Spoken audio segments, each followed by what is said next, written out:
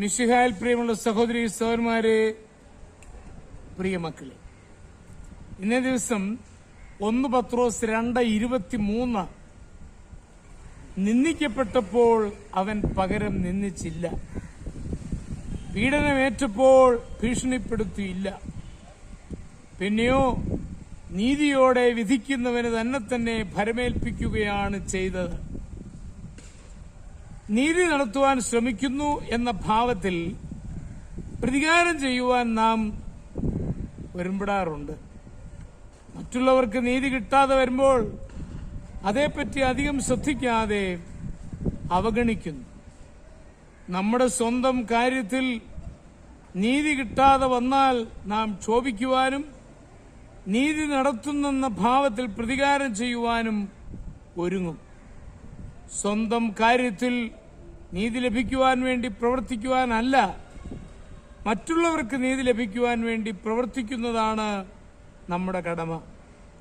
സ്വന്തം കാര്യത്തിൽ നീതി കിട്ടാതെ വരുമ്പോൾ ന്യായമായി വിധിക്കുന്ന ദൈവത്തെ ഭരമേൽപ്പിക്കുകയാണ് ക്രൈസ്തവ ധർമ്മം.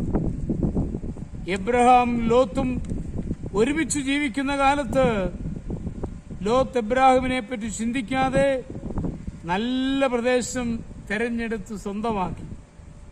അബ്രാഹം സന്തോഷത്തോടെ അത് അംഗീകരിച്ചു. സ്വന്തം കാര്യത്തിൽ നീതി നടത്തിയെടുക്കുവാൻ ശ്രമിച്ചില്ല. ചില നാളുകൾക്ക് ശേഷം മലനാട്ടിലെ രാജാക്കന്മാർ ലോത്തിനെയും കുടുംബത്തെയും ബന്ധനസ്ഥരാക്കി കൊണ്ടുപോയി.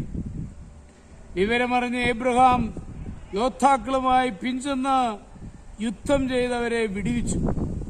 സ്വന്തം കാര്യത്തിൽ നീതി നടത്തുവാൻ ശ്രമിക്കാതെ ദൈവത്തെ ഭരമേൽപ്പിച്ച എബ്രഹാം ലോത്തിന്റെ കാര്യത്തിൽ നീതി ലഭിക്കുവാനായി പ്രവർത്തിച്ചു. സ്വന്തം കാര്യം ദൈവത്തെ ഏൽപ്പിക്കുകയും മറ്റുള്ളവർക്ക് നീതി ലഭിക്കുവാനായി പ്രവർത്തിക്കുകയും ചെയ്യുന്നവനാണ് ക്രൈസ്തവൻ.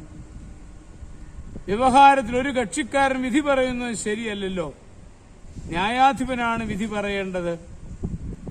നമ്മുടെ കാര്യം ദൈവത്തെ ഭരമേൽപ്പിക്കണം. നമുക്ക് നീതി ലഭിക്കുവാൻ ശ്രമിക്കുന്നത് സ്വയം, മറ്റുള്ളവർക്ക് നീതി ലഭിക്കുവാൻ ശ്രമിക്കുന്നത് ക്രൈസ്തവികത. നമ്മുടെ കർത്താവ് ഈശോ മിശിഹായുടെ കൃപയും പിതാവായ ദൈവത്തിന്റെ സ്നേഹവും പരിശുദ്ധാത്മാവിന്റെ സഹവാസവും നിങ്ങളോടുകൂടി ഉണ്ടായിരിക്കട്ടെ, എപ്പോഴും എപ്പോഴും എന്നേക്കും.